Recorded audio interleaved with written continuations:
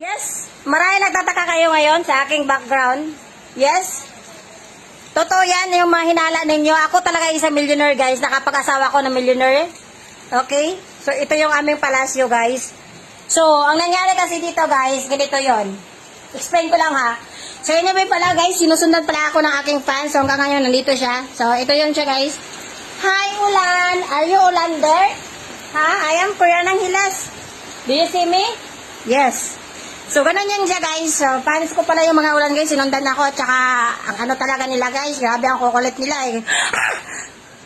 Sino ka? Ba't ka nandito? Anong ginagawa mo dito? Ako pala yan guys. Sorry lang. Tsaka, bakit kaya ba ito yung aking ngipin? Siguro nagkain ako ng pusit. Yun nga guys, pusit ang aking ulam guys. Squid.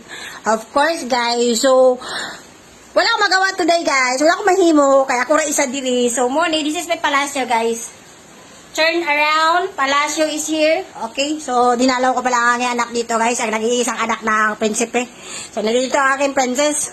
So wala ba akong magawa guys. Kasi ulan man. Uy. So patingin ko guys. Hindi ako makauwi ngayon. So maybe pagpapahinga ang ating prinsesa. Reyna pala ako dati dito guys. I love you all. Ay, syempre, mag-promote tayo mamaya. Ano na mag-isipin ninyo?